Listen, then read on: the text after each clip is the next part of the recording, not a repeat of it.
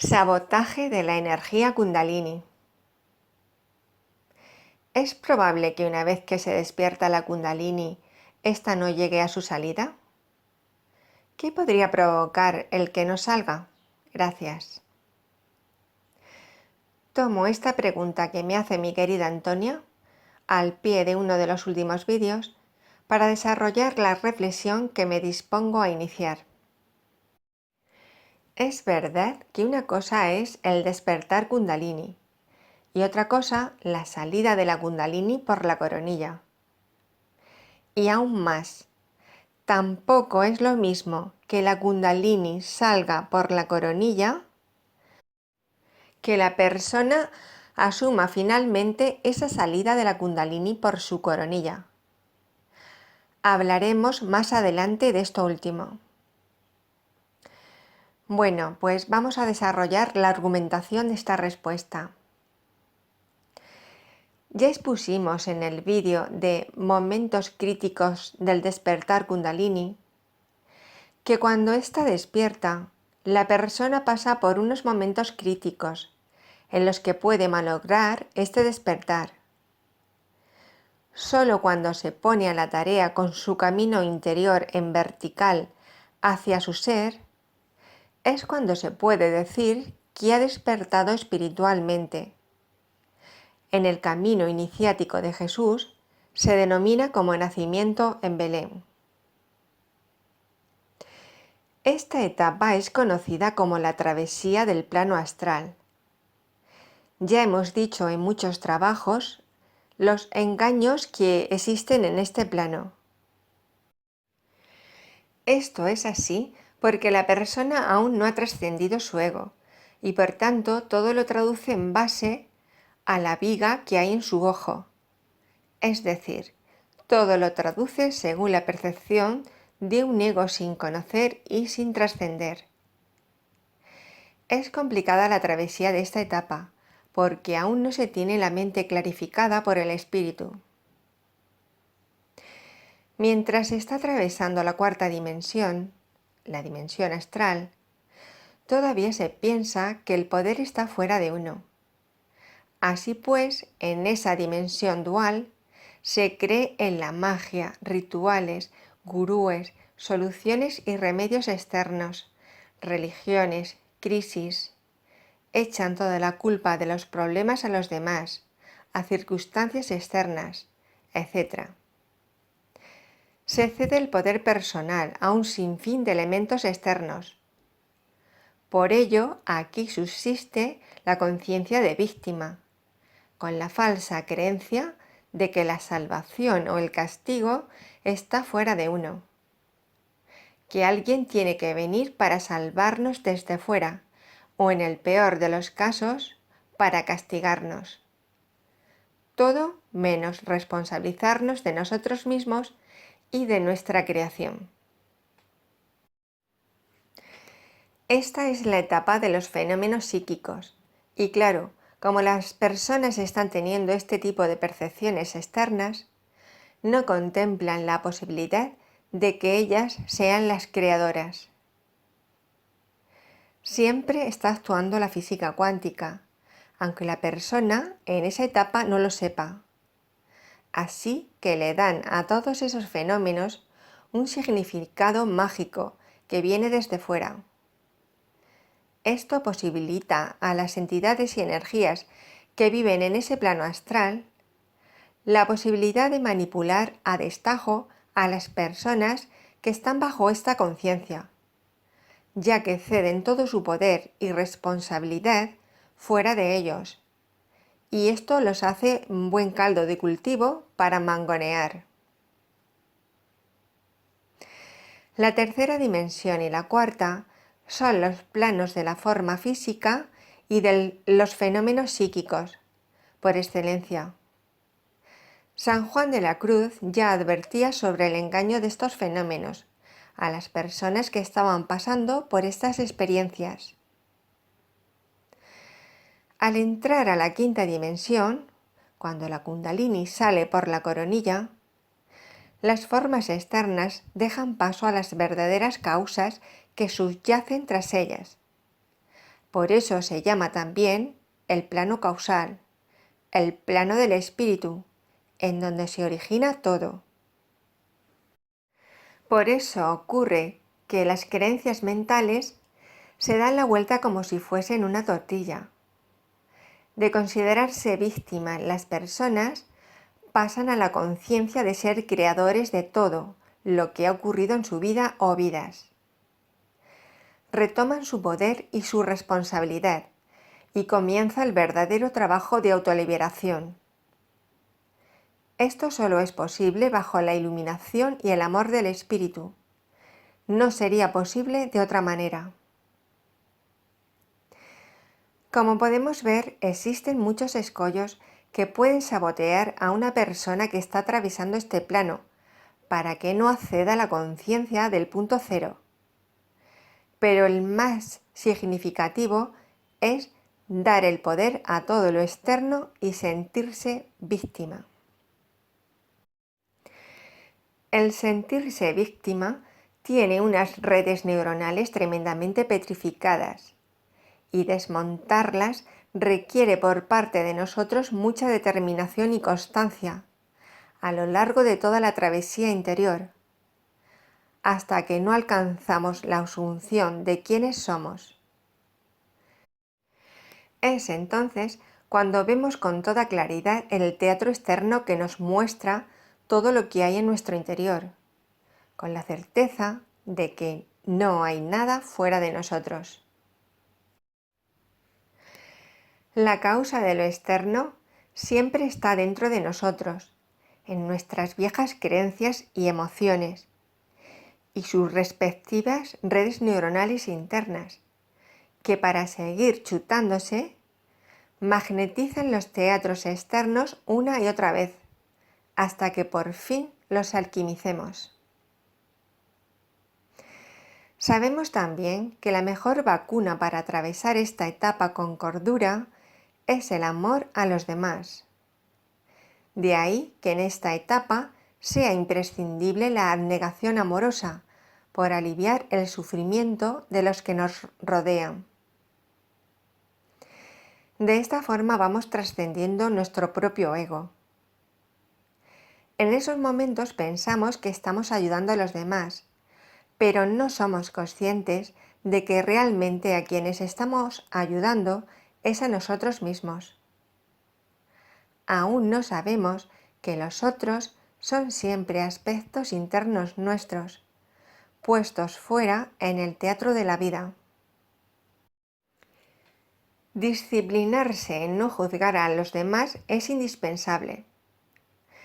Realmente no se es consciente en esa etapa que lo que se juzga en los demás es nuestra propia sombra, que aún no podemos ni ver ni mucho menos aceptar que la tenemos dentro.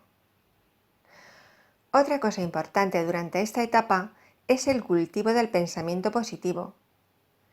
Recordemos que el pensamiento negativo ya está bien petrificado en redes neuronales en las personas. Así que es imprescindible ir disciplinándose en positivarse. De esta forma, sin saberlo nosotros, en ese momento, estamos haciendo nuevas redes en positivo. También es imprescindible buscar las respuestas existenciales profundas. No quedarse con los dogmas impuestos. Todo tiene respuesta y su explicación científica. Buscar el porqué de todo el sufrimiento de la vida, no quedarse en la resignación de sufrirlo. Eso sería trascender la conciencia de mártir, conciencia que es típica de la travesía del astral. Poco a poco, la persona va adquiriendo el conocimiento necesario para poder seguir elevando su conciencia hacia la liberación. Hay un punto singular que nos sirve como gran brújula durante la travesía de esta etapa. Es vigilar cómo nos vemos respecto de los demás. Cuando observemos que nos estamos viendo como superiores o especiales, sabremos que estamos tomando el camino equivocado. Esta actitud es la que abre de par en par las puertas de las entidades bajas del astral, que se sirven de esto para seguir engañando y manejando a las personas, como meros portales orgánicos por donde chupar la energía. Esto, en los casos más graves, trastorna mentalmente a las personas y es muy difícil desmontar estos bucles de sentirse especiales y santurrones. Es lo que se llama orgullo espiritual. Esto suele ser muy común en las personas durante esta etapa. De ahí la necesidad de vigilarse con total honestidad y valentía. Recordemos, todo sigue siendo la física cuántica del observador. Así que las personas podrán engañarse o engañar a otras, pero jamás podrán engañar al universo, que siempre les dará lo que ellos estén emitiendo energéticamente. Por tanto, si están engañados, el universo les dará lo mismo que ellos emitan. Suele ocurrir que cuando llevamos mucho trabajo interior hecho durante esta etapa, llega un momento en que comenzamos a sentir una sensación de no ser lo suficientemente buenos. Por mucho que nos esforcemos, hagamos lo que hagamos, ya no sentimos que podamos ser mejores. Hay una sensación subyacente como de indignidad. Hemos ido conociéndonos más y vemos que la parte negativa sigue ahí. No nos sentimos verdaderos. Seguimos arrastrando una parte miserable, nos decimos para nosotros. Nos juzgamos muy duramente. Necesitamos sentir ese amor que hemos estado abanderando como el ideal, pero que nosotros no somos capaces de sentir en toda su extensión. Y es justamente entonces cuando estamos preparados para que se dé la iniciación del bautismo. Es la reconexión con el punto cero. Y ahí es otro cantar. Ya hemos hablado de esta iniciación en muchos trabajos. Lo más importante que ocurre aquí es la revelación de un amor incondicional por nosotros, que jamás habíamos sentido desde el mundo. Comprendemos entonces que siempre fuimos amados, así, tal como éramos, tal como somos. No tenemos que cambiar para ser amados. También con esa iniciación comprendemos que todo lo que ocurrió en nuestra vida fue perfecto, porque todo eso nos llevó a ese momento justo. Así comienza la segunda parte del proceso sagrado. Esta vez se trata de amarnos a nosotros mismos, con todo nuestro paquete de humanidad. Si en la primera etapa nos tocó aprender a amar a los demás, ahora nos toca aprender a amarnos a nosotros mismos, con toda esa sombra que subyacía dentro y que no podíamos ver con claridad con la que la vemos ahora, tras la experiencia cumbre. No podríamos iluminarla y amarla si no fuese por la luz y el amor del Espíritu, que ahora nos acompaña. Nosotros durante un tiempo tendremos la tendencia a juzgarnos muy duramente, pero la energía del Espíritu, con el que tenemos ahora vía directa, nos ayudará a aceptarnos y a amarnos absolutamente, hasta que llegue el momento en que todo ese pasado esté transmutado y nosotros ya habremos asumido ese amor hacia nosotros mismos. Se le ha denominado como la Asunción de la Virgen. Es entonces cuando hemos encarnado finalmente esa luz y amor que se nos reveló en el bautismo.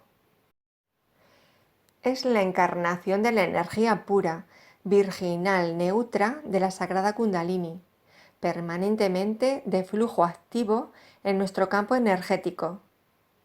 No se puede estar en la conciencia de presencia sin este flujo kundalini permanente. Hemos dicho antes que también la iniciación del bautismo puede quedar entorpecida.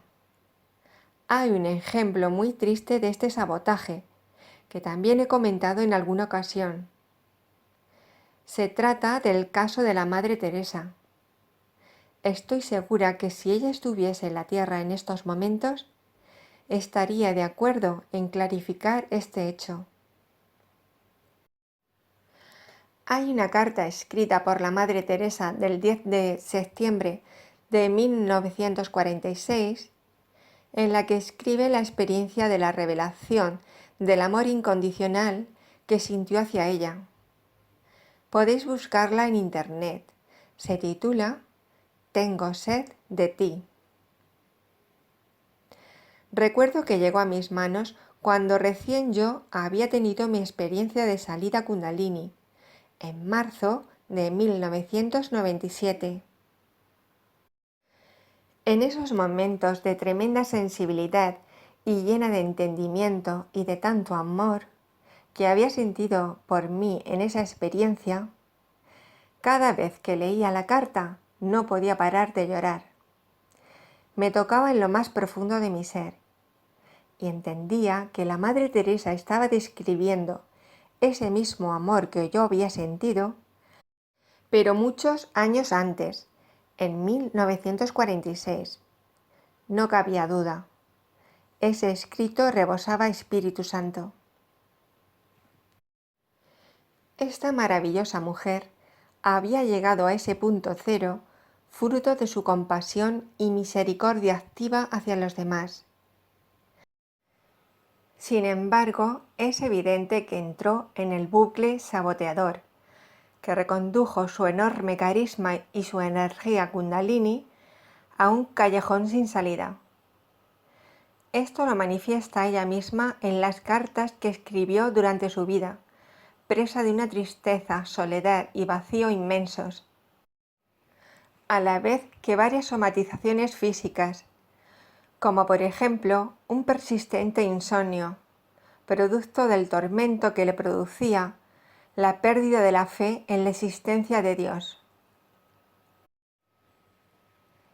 Claro, yo me imagino a la Madre Teresa después de sentir ese amor del punto cero y luego tener que volver a encontrarse sometida a las creencias y dogmas de la misma estructura humana que tenía antes de haber tenido la experiencia. Estructuras que evidentemente no la liberaron. Me puedo imaginar a esta mujer cuando empezaran a desembozarse sus memorias celulares para ser integradas y no saber qué le estaba ocurriendo. Y para más INRI, puedo imaginarme las interpretaciones que harían desde las estructuras dogmáticas los que la rodeaban, de todas esas tremendas luchas interiores que estaba sufriendo, debido a las energías antagónicas que emergen para resolverse. Desde la ignorancia de fuera debían de ponerla peor de lo que ya se sentía la mujer. Esta confrontación con la vieja creación ya hemos visto en otros trabajos que siempre ocurre después de la iniciación. Es el periodo de desierto y para poder salir de ahí hay que hacer la alquimia conscientemente.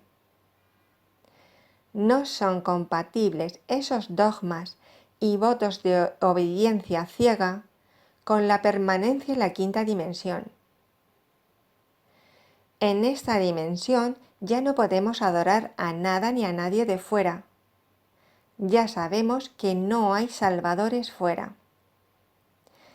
Es más, para avanzar tenemos que responsabilizarnos de la creación que hay en nuestro exterior y transmutar todas las redes neurobioquímicas que mantienen esa creación externa. Ahora ya no se trata solo de aliviar el sufrimiento de los más pobres, sino de cambiar las creencias que han dado lugar a ese sufrimiento. De otra forma, se seguiría manteniendo una realidad que ya no nos convence. Somos creadores. Entonces, ¿por qué seguir creando esa miseria y sufrimiento fuera? ¿Qué razón hay para mantener esas realidades sin verdaderos cambios de fondo? ¿No será mejor ser valientes y decirlo?